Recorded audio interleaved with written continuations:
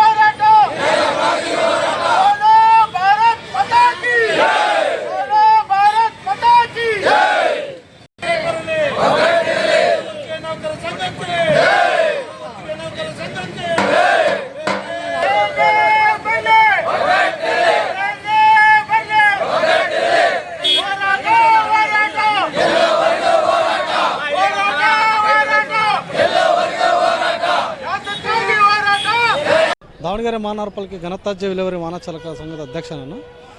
ನಮಗೇನಪ್ಪ ಅಂದ್ರೆ ನೇರ ಪಾವತಿ ಏಜೆನ್ಸಿಯಿಂದ ಅಂತಲ್ಲ, ನೇರ ಪಾವತಿ ಆಗ್ಬೇಕು. ನಮಗೆ ಅದಿದ್ದ 13, 14, 15 ಹೋರಾಟ ಇಟ್ಕೊಂತೀವಿ. ಇದು ಸ್ಟೇಟ್ ಕಾಲ್ ರಾಜ್ಯಾದ್ಯಂತ ನಮ್ಮ ರಾಜ್ಯಾಧ್ಯಕ್ಷರ ಮೇರೆಗೆ ನಾವು ಈ ಸ್ಟ್ರೈಕ್ ಇಟ್ಕೊಂತಿದ್ವಿ. ಮತ್ತು ಏನಪ್ಪ ಅಂತಂದರೆ ನಮಗೆ ಏಜೆನ್ಸಿಯಿಂದ ಭಾಳ ಅನ್ಯಾಯ ಆಗ್ತೈತಿ. ಆದರ್ಶ ಎಂಟರ್ಪ್ರೈಸಸ್ ಅಂತ ಈಗ ಹುಬ್ಬಳ್ಳಿ ಅವರು 5ನೇ ತಿಂಗಳಿದೆ ರನ್ನಿಂಗ್ ಆಗ್ತಿರೋದು. ಅವರಿದ್ದಲ್ಲೂ ನಮಗೆ ಭಾಳ ಅನ್ಯಾಯ ಆಗ್ತೈತೆ. ಸಂಬಳನ ಆಗ್ತಾಯಿಲ್ಲ. 5 ತಿಂಗಳಾಯ್ತು, 5 ತಿಂಗಳನ್ನ ಸಂಬಳ ಹಾಕಿಲ್ಲ.